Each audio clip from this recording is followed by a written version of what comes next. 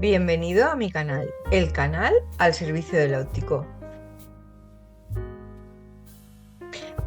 Bueno, hoy tengo en el canal una mujer que me ha costado que llegar hasta aquí y tener esta entrevista, pero al final lo hemos conseguido.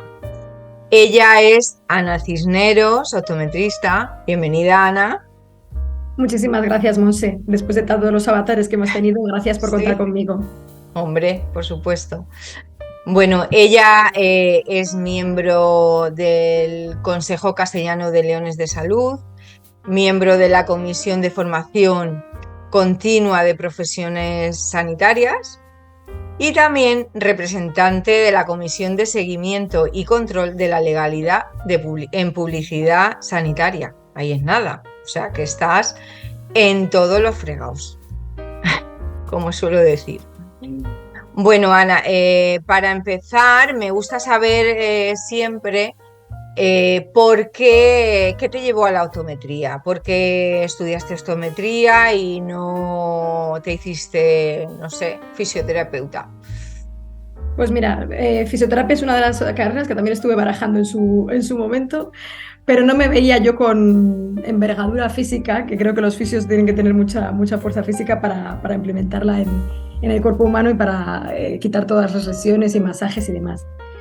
Pero efectivamente, bueno, yo tengo que decir que estaba haciendo COU y tenía muchas dudas sobre por dónde tirar porque tenía claro que quería algo sanitario porque yo cursé el antiguo bachillerato de COU y me tiré por la rama biosanitaria porque siempre me ha encantado el tema del cuidado del paciente, de la salud, pero es verdad que me atraía mucho al final todo lo relacionado con la salud. Pero es verdad que medicina y enfermería, aunque me siguen pareciendo dos estudios, vamos, importantísimos y que me encantan. Tengo mi hermana que es enfermera y que yo creo que me la ha transmitido también.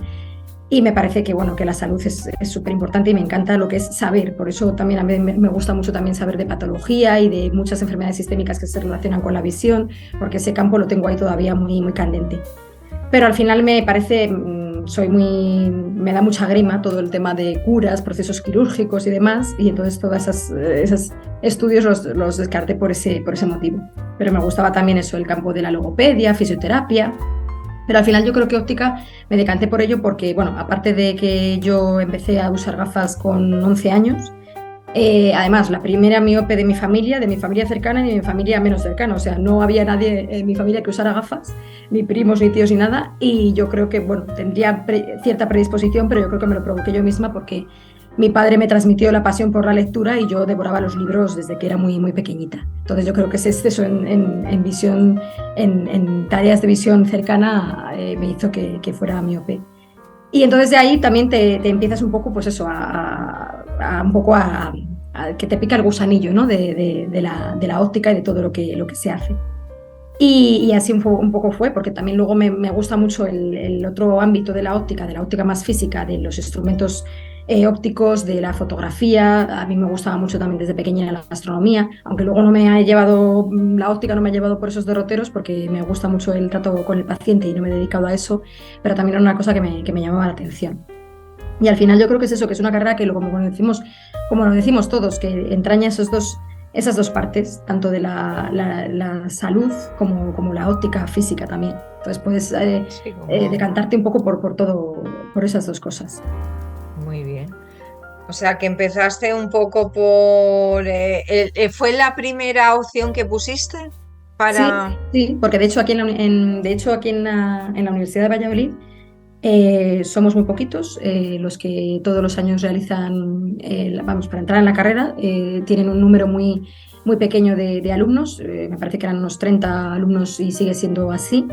Y entonces, ¿qué pasaba? Que al final era una carrera que pedían mucha nota, porque claro, entra muy poquita gente. Y entonces, Ujú. ahí en esos años se hacía la competencia directa con medicina y con enfermería, que eran los estudios universitarios y las Sí, carreras que más nota pedían. Y entonces ahí la puse yo de primera opción y vamos, y ya te digo que muy poquita gente tenía una nota más o sí. menos buena de selectividad, pero cuando yo con eso estuve ahí hasta que entré. Bueno, recuerdo que todavía incluso una semana estuve haciendo químicas, ciencias químicas, porque no Ah, entré hasta claro, el último hasta que... listado.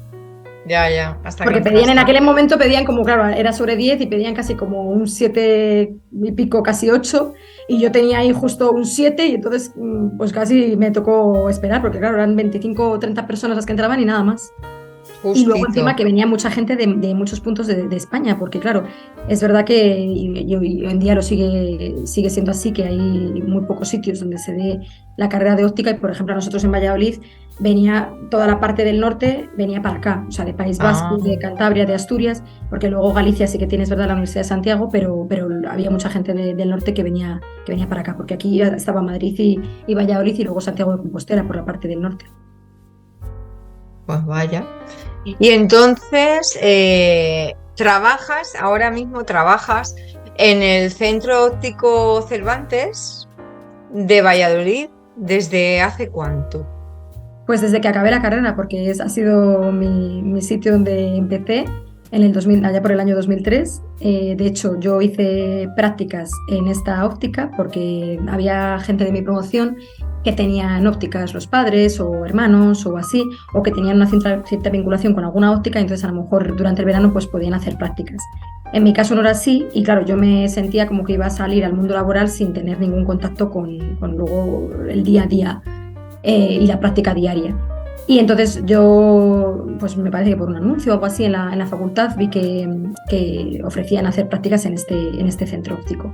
Porque en aquel momento no eran obligatorias las prácticas en la carrera. Ahora sí que lo son con el grado, porque al haber 4 años Mm.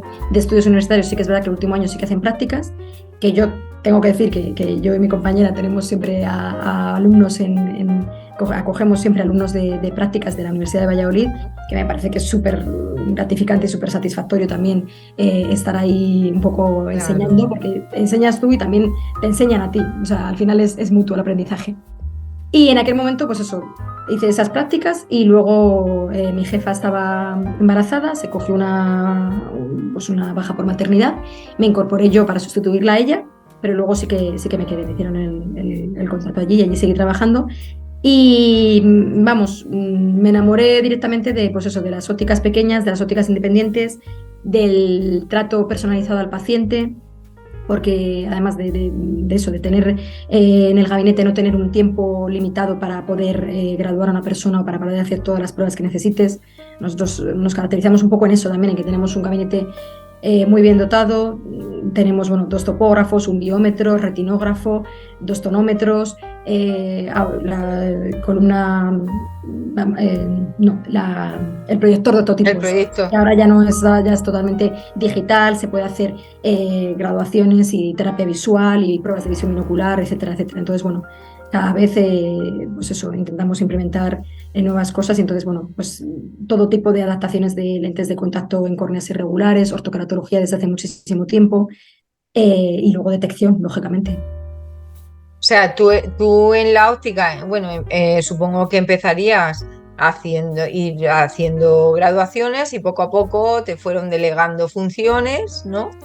Eso. Cuando tú entraste en la óptica, pues como eran las ópticas antes, tenían el foróptero, la lámpara de hendidura y durante todos estos años, y creo que un punto de inflexión fue la pandemia, ¿no? Para decir tengo que invertir en profesionalidad.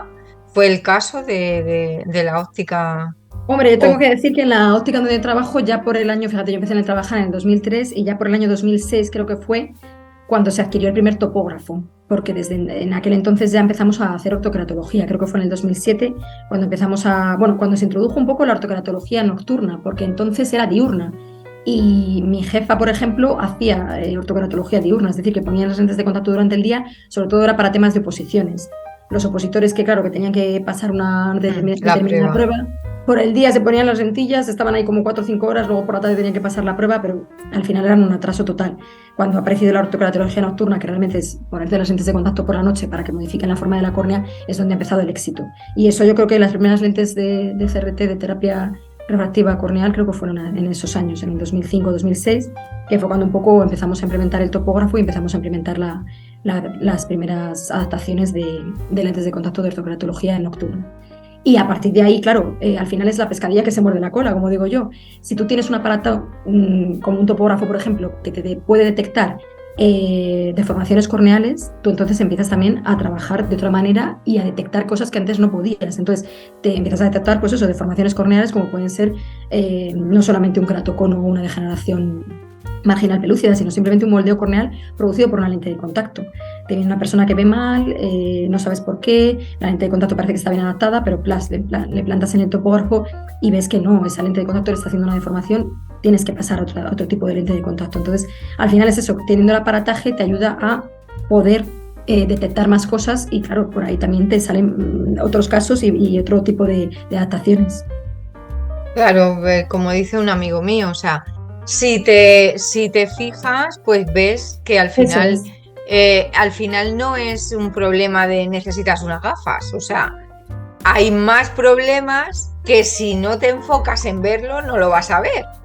Te vas a ver la miopía, la hipermetropía y bueno, y el astigmatismo, ¿no?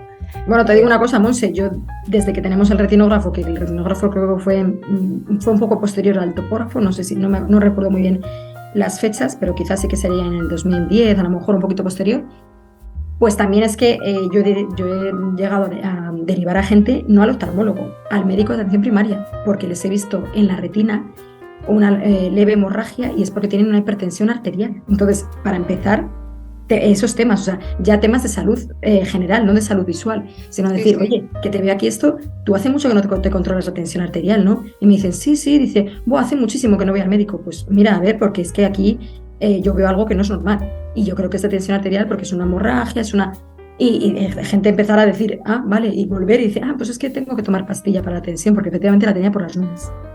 Entonces, Fíjate. imaginaos qué puerta tan bonita y tan importante tenemos ahí para poder detectar cosas. Totalmente, yo siempre lo digo, o sea, antes yo, por ejemplo, si tengo que llevar a mi hijo, tiene algún problema, ¿dónde voy? Pues a una óptica, o sea, no me voy directamente al oftalmólogo. Es Eso que es. ahora, bueno, se ha establecido que estáis que ahora entraremos ahí, ¿vale? Es en la atención primaria, pero es que ya lo erais, o sea, ya lo erais antes porque erais atención primaria, bueno, en un establecimiento privado, pero es primaria porque yo no me voy a no ser que tú me derives y me digas, oye, Monse, el niño lo tienes que llevar o tienes que hacerle, yo no me voy allí si tú no me lo dices. Entonces, Eso es. claro, eso es la primera entrada que tiene cualquier usuario para Sí, sí, esto. sí. Eso es la puerta de entrada para muchísimas, sí, para detectar muchísimas cosas, eso es. Claro, y para no solo ver, porque durante muchos años, yo llevo 20 años en el sector con vosotros, y durante muchos años os habéis creído, o muchas ópticas en general, en tu caso, pues creo que, bueno, has tenido mucha suerte de trabajar en una óptica que se ha ido profesionalizando y especializando, que al final ahora se ha visto que es el futuro de la óptica independiente, o sea, Eso es. ¿vale? Pero mucha óptica que al final se ha dejado llevar bueno, por el mercado, porque si este pone una oferta yo voy a poner otra, o sea, al final se han metido en precio y se han creído realmente que eran vendedores de gafas sin más. Entonces, parte de muchas de las cosas que están pasando y que la gente ahora pues no sabe cómo adaptarse a este mercado y por eso pues te pedí que hicieras la entrevista porque creo que has ido profesionalizándote como optometrista y luego pues trabajando en el Centro Óptico Cervantes, que trabajas pues también has bebido de esa fuente, ¿no? Y creo que se refleja. Y quiero que nos cuentes, porque eres miembro del Centro de Castellano de Leones. Bueno, del consejo, bueno, quiero hacer una puntualización, Monse, antes de nada. Ujú. Claro, yo todas las cosas que me has dicho anteriormente, claro, están vinculadas todas al Colegio de Ópticos Optometristas de Castilla y León. Yo empecé, bueno, retomo un poco lo que estábamos comentando antes, porque bueno, yo en el 2003 eso acabo la carrera, empiezo a trabajar Empiezo a hacer algunos cursos de formación continuada, hago un posgrado en contactología en el 2007, en el 2014 me meto en el grado porque ya las diplomaturas con el plan de Bolonia se convirtieron a grados, entonces yo aproveché para hacer el curso puente para tener también el grado. Y más o menos en esa época, coincide más o menos por ahí, pues me pica el gusanillo de un poco meterme en el colegio de ópticos, en este caso, claro, el de Castilla y León, que es el que me corresponde, donde estoy colegiada, porque, claro, para ejercer la colegiación en nuestra profesión es obligatoria, como en todas las profesiones sanitarias. Entonces, el Colegio de Castilla y León además es un colegio independiente, que, o sea, depende, porque al final es el Consejo General y el Nacional el que un poco ejerce mucha normativa, pero que en este caso es independiente, no dependemos del de Madrid, como pasa, por ejemplo, en Madrid con la delegación regional y en País Vasco y demás. Entonces, bueno, yo me pica el gusanillo y me meto en el Colegio de Ópticos porque creo que al final es eso, es la asociación que nos representa a todos y que nos defiende, y que todo lo que, por lo que estoy trabajando yo, también un poco lo que te aporta la profesión, pues tienes que devolverle un poco esa aportación a esa asociación en la que estamos. Entonces, por ahí es donde empieza un poco a vincularse todo con la Consejería de Sanidad, en este caso de Castilla y León.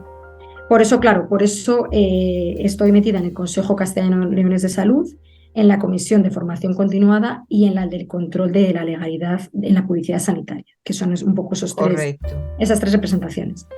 El Consejo Castellano-Leonés de Salud es un órgano de máxima importancia, vinculado con la consejería, que representa, por así decirlo, tiene representación de pacientes, tiene representación de sindicatos, tiene representación de todos los colegios sanitarios de Castilla y León, para eso, para unificar un poco criterios y para ver un poco y velar por los derechos y deberes tanto de los pacientes como de los profesionales. Entonces está vinculado con la Consejería de Sanidad porque, lógicamente, claro, ya sabes lo que pasa, la Consejería de Sanidad es un miembro, por así decirlo, político y tiene que bajarse un poco a la calle a ver un poco los problemas reales. ¿Qué pasa, por ejemplo, con el otro tema de la publicidad sanitaria? Pues un poco parecido. También nos reunieron a representantes de todos los colegios sanitarios de Castilla y León, pues de médicos, farmacéuticos, odontólogos, fisioterapeutas, podólogos, todas las profesiones, logopedas, para ver qué estaba pasando un poco con la publicidad sanitaria. Y entonces se supone que todo lo que podamos detectar que es algo ilegal, que está mal publicitado, que es algo erróneo, pues lo tenemos que de alguna manera comunicar efectivamente para que la consejería tome medidas contra ello.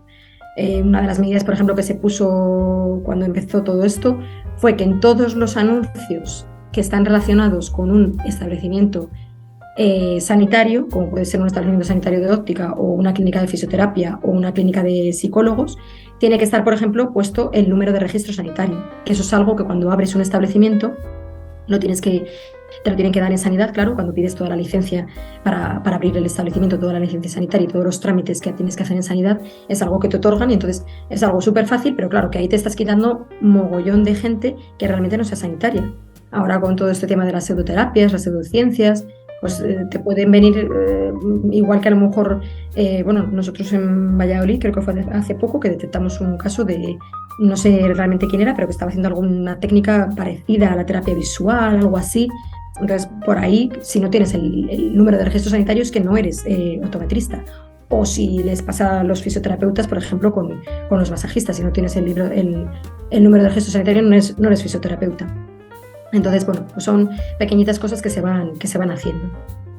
Claro, pero tú dentro de ser miembro de esas comisiones tienes unas funciones que luego tienes que transmitir al colegio de ópticos y a su vez, pues bueno, acudir a esas reuniones o... Sí.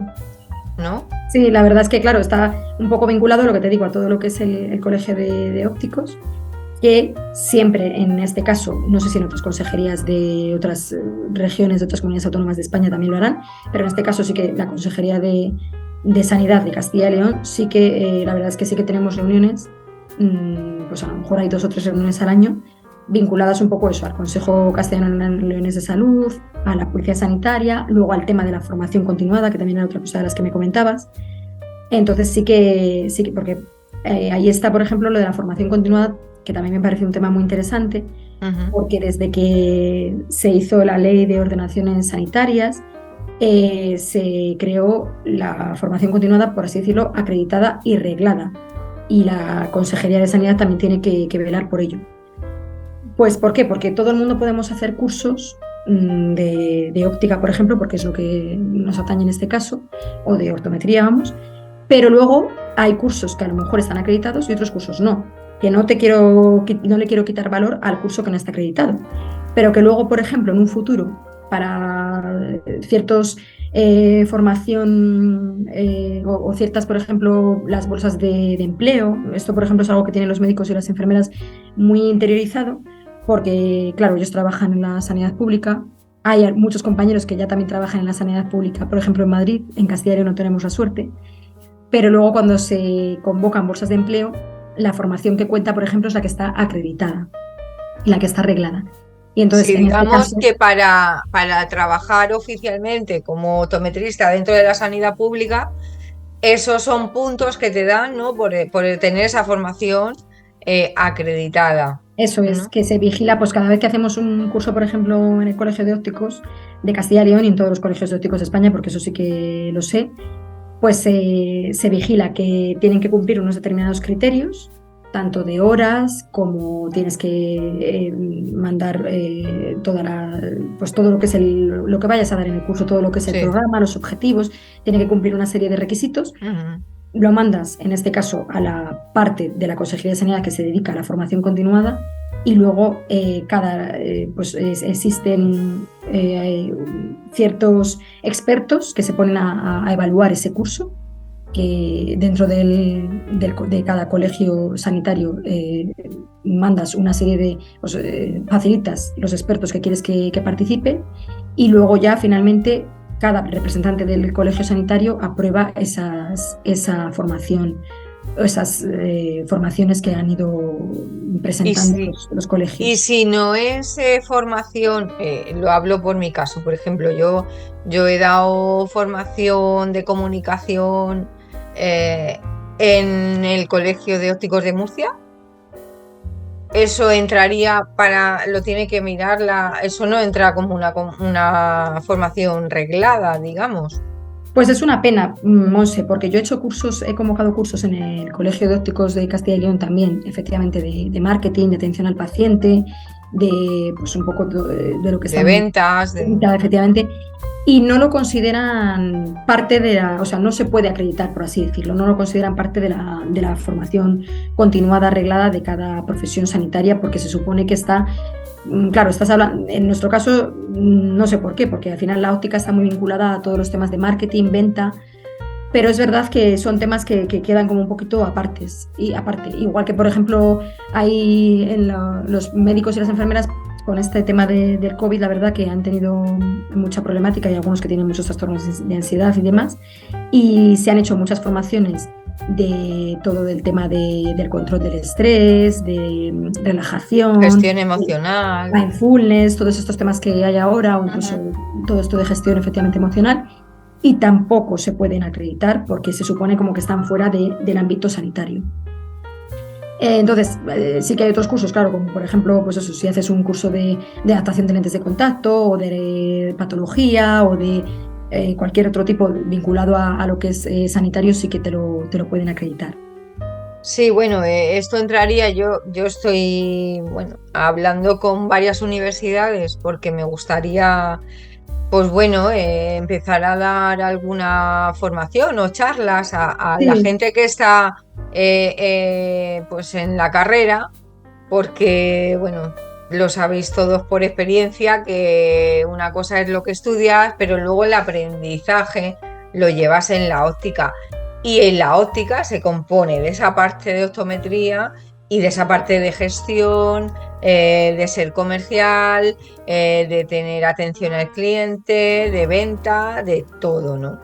Al final, incluso yo eché de menos hasta, bueno, yo la verdad que luego no me o sea, trabajo por cuenta ajena, no por cuenta propia, pero yo eché de menos hasta una asignatura, por ejemplo, de gestión empresarial, porque hay un mogollón de compañeros que han montado sus propias ópticas, sus propios negocios, que oye, que el día de mañana se verá, te quiero decir que la vida da muchas vueltas, Y claro, te encuentras que es que no sabes casi ni hacer una factura. O sea, vamos a ver.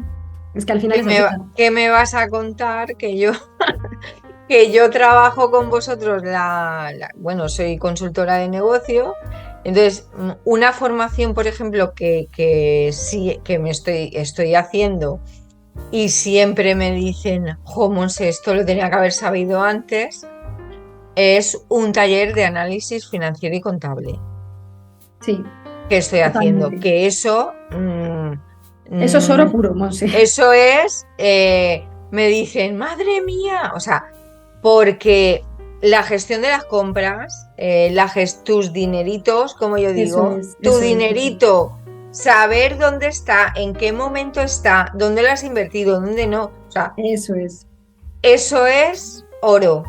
Sí, Y estoy realizando ese tipo de talleres que me parece súper interesante para que estuviera en el colegio de ópticos. Y sí, de sí, sí, hecho sí. he mandado, oye, mira, he incorporado este curso y tal y cual, que no sé muy bien, oye, a lo mejor pues realmente yo siempre digo, a ver, sois optometristas y yo entiendo que prioricéis esa formación porque es algo que os sale innato, ¿no? Que a ti te hablan de, yo qué sé, de lentes esclerales y dices, madre mía, esto tal. Y te hablo yo de análisis financiero y contable y dices, Y ni madre mía, idea. ni, ¿no? Pero es que es algo que es necesario Totalmente, totalmente. para el negocio. Pero bueno, Aparte, yo, por ejemplo, se irá incorporando. Por ejemplo, cuando hice la carrera no había ninguna asignatura pues eso, vamos, de más que nada de atención al paciente, un poco de eso, de cómo comunicar. Creo que ahora en los estudios de grado, tengo una compañera que está dando clase en la universidad y ella creo que pudo proponer una asignatura optativa de atención al paciente, de eso, de cómo comunicar, de un poco todo lo Pues que qué entraña. bien. Y ya te digo, como asignatura optativa creo que lo pudo implementar, pero realmente es muy poco lo que hay en el mundo universitario. Sales a trabajar y tienes miedo hasta de hablar con los pacientes. A mí me acuerdo que me pasaba eso, Sí. que no sabías ni cómo relacionarte y tenías ahí hasta te temblaba la voz. Sí, te quieres meter ahí dentro y decir, a mí que me pregunten Eso es, y ya eso está. es. Y ya está. Has dicho algo antes, que es que en tu zona no han salido plazas ah, para que optéis los optometristas a sanidad pública, ¿no? Y eso que vamos, es uno de los temas que lo llevamos ahí por bandera en el Colegio de Ópticos, mi compañero Luis Ángel, que es el decano, que cada vez que le hacen entrevistas lo saca, vamos, en todos los sitios, lo saca ahí por bandera, porque es que, claro, en España ya hay 11 comunidades autónomas de Mm, las 17 que somos, que ya hay ópticos optometristas, muchos o pocos, pero por lo menos ya hay alguno trabajando en la sanidad pública. ujú. Y aquí en Castilla y León la verdad es que no sé qué pasa, pero no termina de llegar. Y claro, es lo que también comentábamos, toda la relación entre ópticos y oftalmólogos, que al final en una clínica privada y en un hospital privado te lo encuentras en todos los sitios, que hay optometristas trabajando, porque es que hay un campo ahí que es lógico que los oftalmólogos tienen un trabajo que es muy grande, que es todo el tema de la patología, todos los temas de cirugías. Y claro, y es que no pueden estar, a ver, luego así se colapsa la sanidad pública y así están las listas de espera como están. Entonces, claro, al final ellos tienen que estar operando, tienen que estar detectando patologías, tienen que estar, lógicamente, haciendo muchísima labor y no pueden abarcar a todo, no pueden estar graduando o no pueden estar haciendo simplemente un chequeo de agudeza visual. Entonces, bueno, pues luego así tenemos esas listas de espera. Y luego, bueno, también nosotros en las ópticas nos llega mucha gente que lógicamente le han operado de cataratas y dice, claro, vengo para que me graduéis y de porque me han operado y ya no, y claro, y es que no pueden graduar porque no tienen tiempo, entonces les derivan directamente a las ópticas, lógicamente, para que les graduemos nosotros. Sí, este es un tema que me gustaría hablar contigo, porque realmente hay una fricción. Creo que en tu caso no lo tienes porque te vi en una entrevista de televisión con un oftalmólogo y hay un punto de fricción ahí de compañeros con los que yo hablo, ¿no? Es que son generalizaciones al final, porque depende de la relación que tú establezcas, pues es el feedback que reciben, ¿no? Porque conozco optometristas que colaboran, que, o sea, yo te remito, tú me remites, porque yo entiendo que son, vamos, súper, pueden ser súper aliados y además es que hacéis funciones súper diferentes. Totalmente. O sea, vosotros no tenéis la experiencia en patología y ellos no tienen la experiencia en graduación. ¿Por, Eso ¿por es. qué no?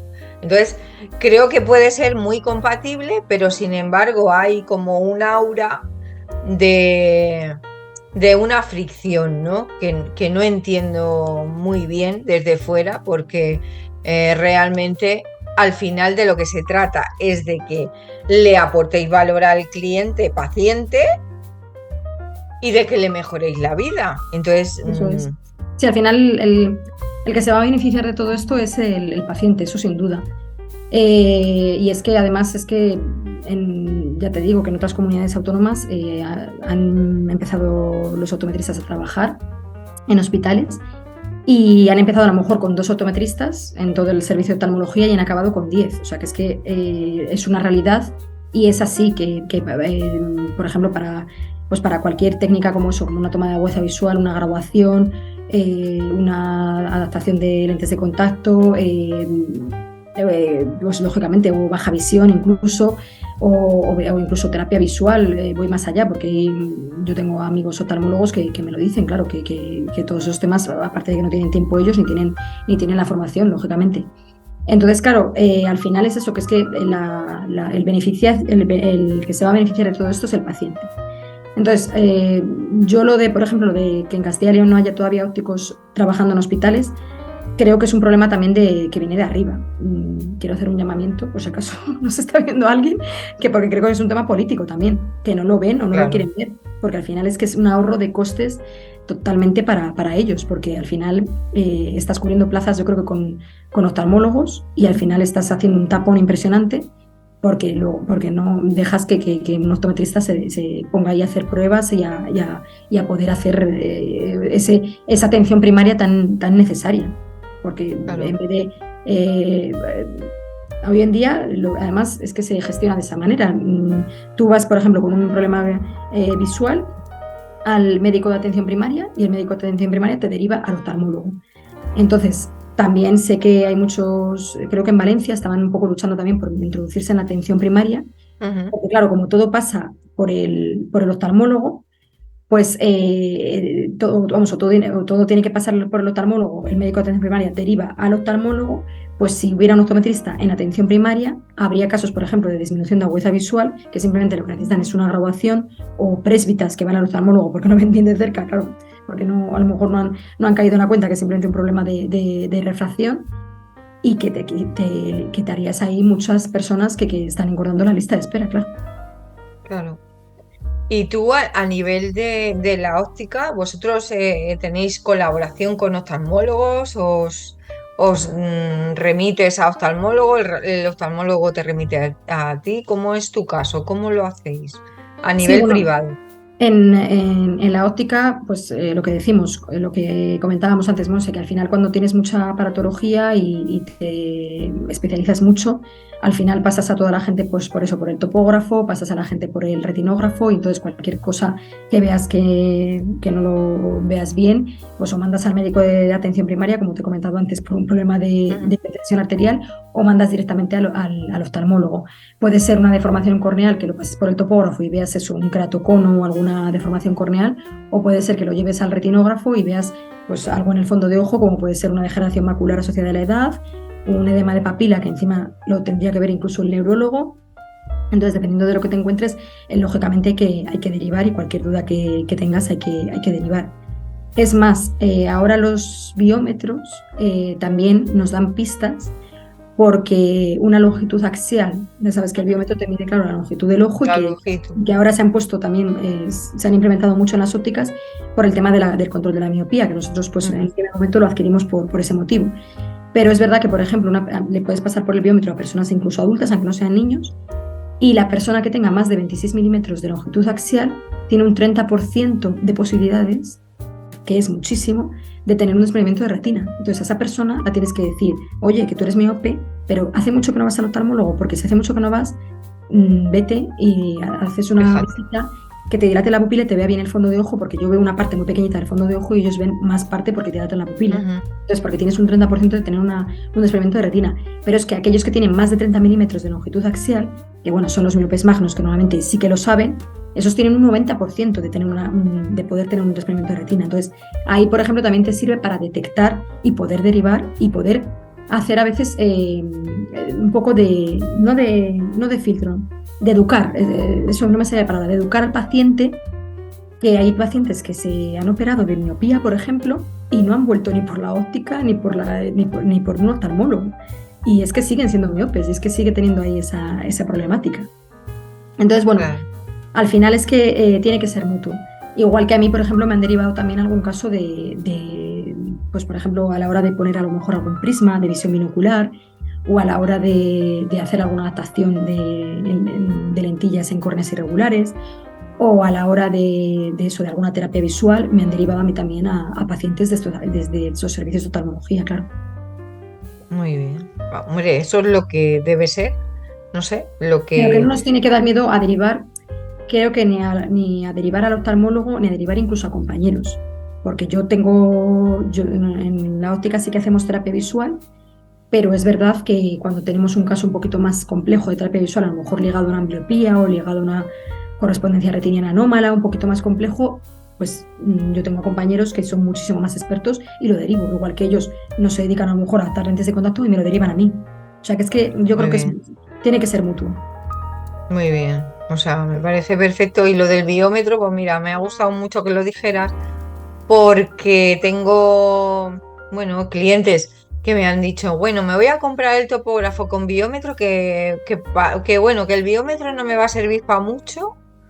Bueno, para Pues la longitud axial no me va a servir. Pues mira, ahí tienes fíjate, otra aplicación. ahí tienes otra aplicación para que te va a servir para una detección súper importante. O sea, Sí. fíjate. Para educar a la gente a eso, a que se hagan revisiones oftalmológicas.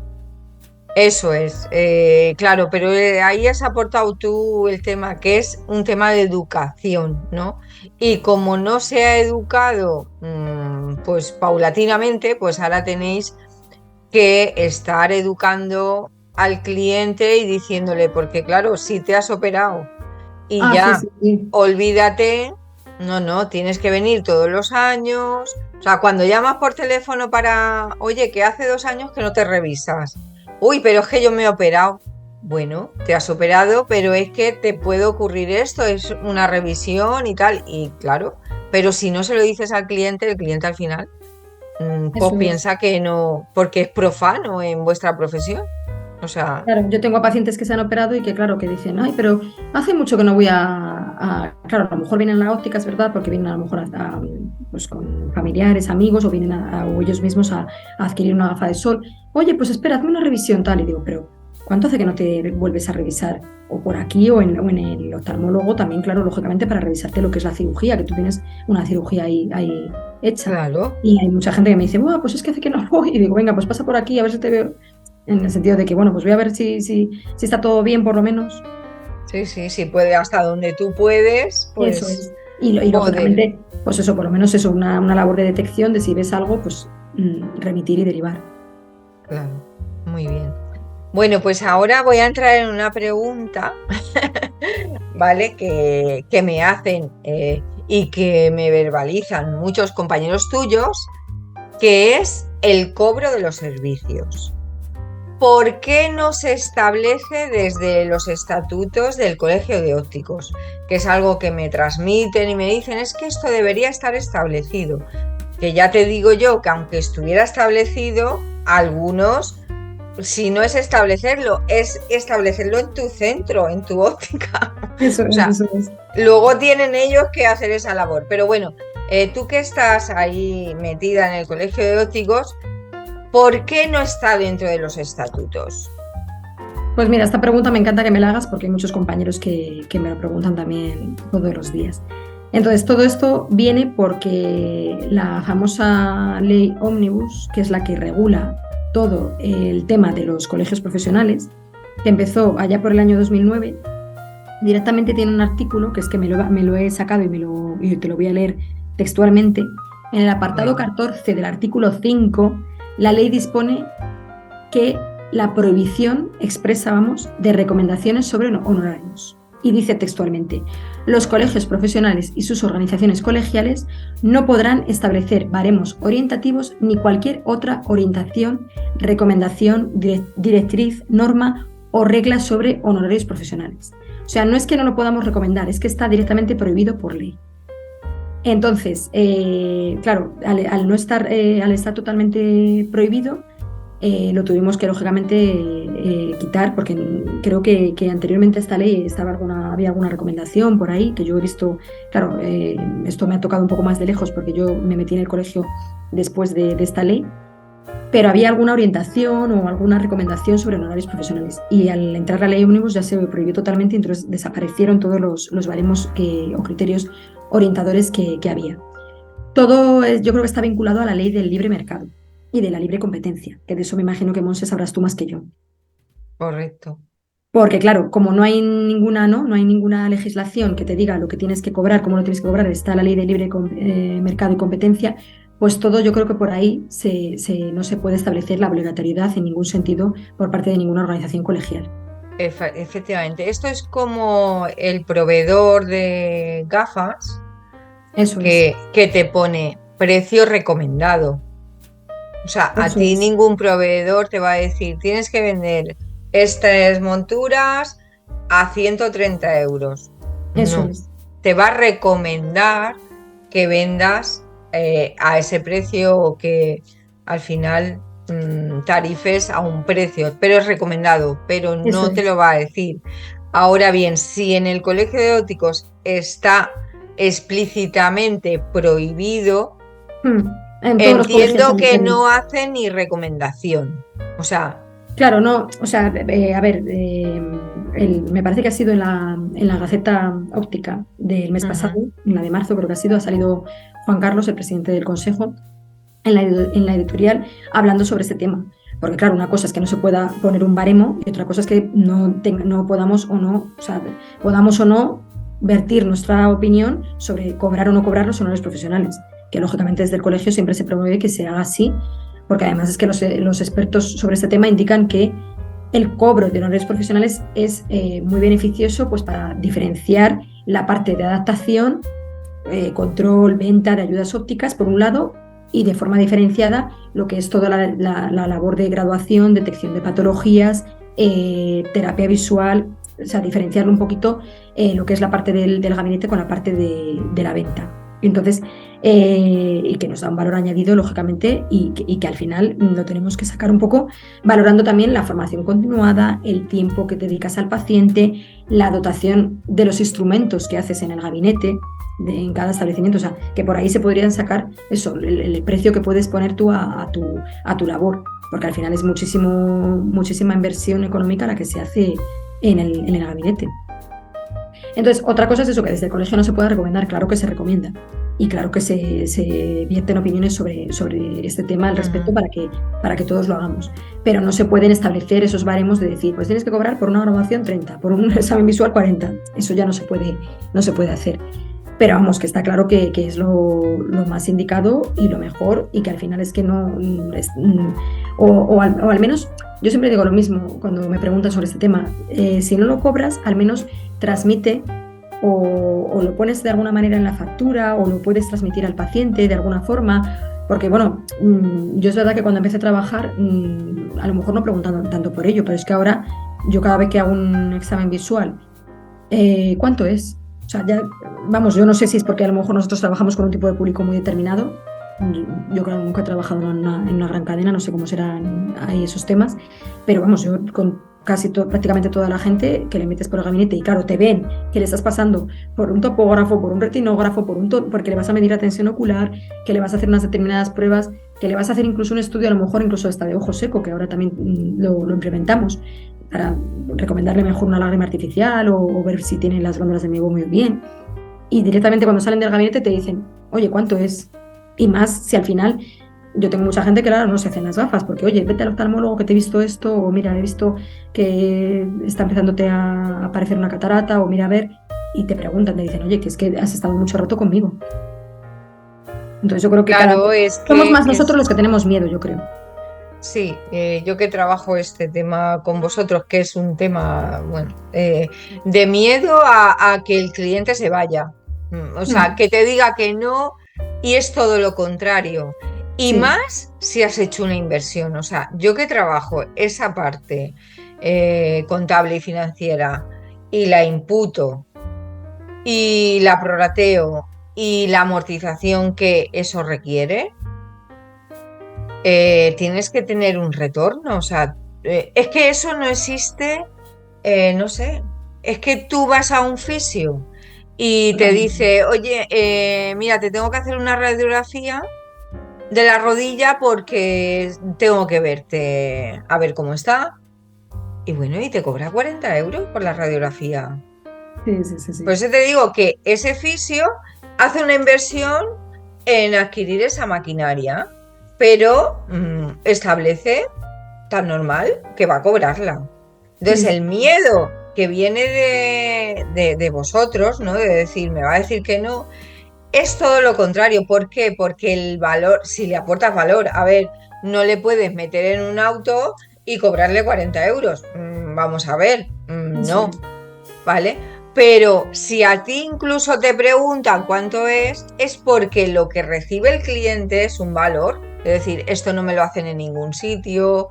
Madre mía, me voy con la explicación hecha y además, si yo voy con un problema mío o de mi hijo y tú me das la solución, pues hija, te pago lo que haga falta. O sea, Sí, es sí, sí, sí, que sí, eso es sí. así. Entonces, ese miedo viene más de uno, del trabajo y de la estrategia que tú tienes establecida en la óptica, que principalmente de si me tienen que decir que cobre o que no cobre, no.